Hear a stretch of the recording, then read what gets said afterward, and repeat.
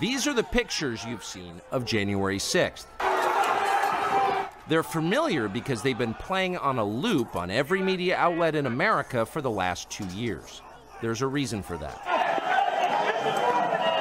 But it turns out there's quite a bit of video you haven't seen, and that video tells a very different story about what happened on January 6th.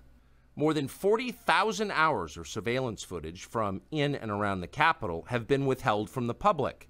And once you see the video, you'll understand why.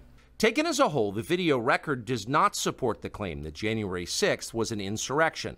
In fact, it demolishes that claim. And that's exactly why the Democratic Party and its allies in the media prevented you from seeing it. By controlling the images you were allowed to view from January 6th, they controlled how the public understood that day. They could lie about what happened, and you would never know the difference. Those lies had a purpose. They created a pretext for a federal crackdown on opponents of the Uniparty in Washington. Our office wanted to ensure that there was shock and awe, that we could charge as many people as possible. The first thing you notice from viewing the full video record of January 6th is just how many people entered the Capitol building that day. Hundreds and hundreds of people, possibly thousands, over the course of about 2 hours. The crowd was enormous. A small percentage of them were hooligans. They committed vandalism. You've seen their pictures again and again. But the overwhelming majority weren't. They were peaceful, they were orderly and meek. These were not insurrectionists, they were sightseers. Footage from inside the Capitol overturns the story you've heard about January 6th. Protesters queue up in neat little lines. They give each other tours outside the Speaker's office. They take cheerful selfies and they smile. They're not destroying the Capitol, they obviously revere the Capitol. They're there because they believe the election was stolen from them. They believe in the system. Here's the man you've heard referred to as the QAnon Shaman outside the Senate chamber.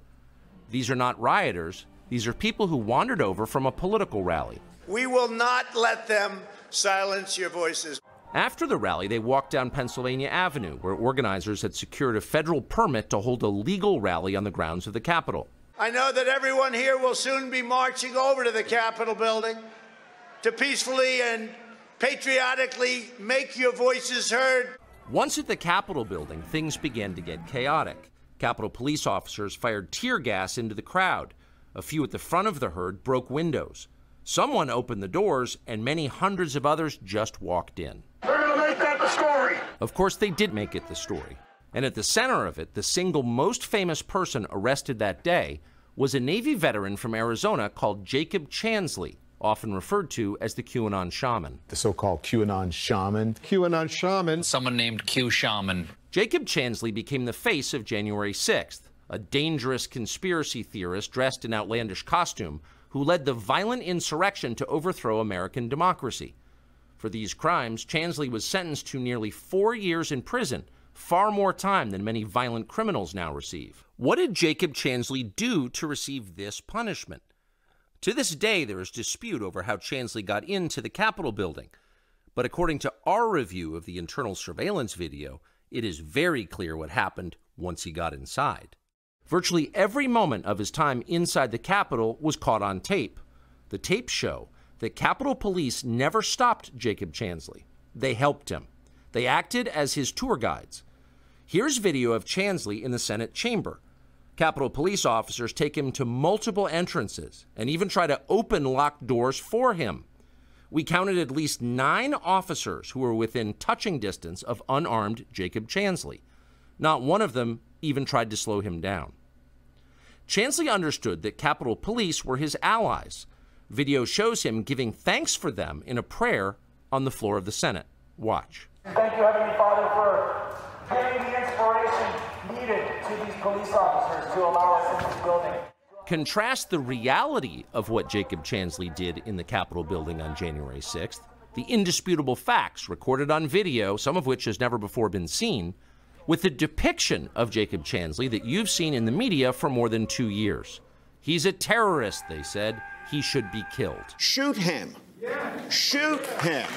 Like, you burst into the United States, if he was dressed like bin Laden, would you have shot him? Shoot him. Shoot him. It makes you wonder, who are the violent extremists here? Not Jacob Chansley. And the video proves that. but you would never have known from the media coverage. The people sitting in the chairs need to be sitting in a jail cell. Chansley is in a jail cell. He's been there for months.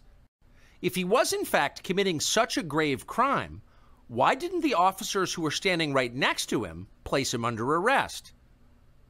Until now, no one could even prove that even happened, but it did.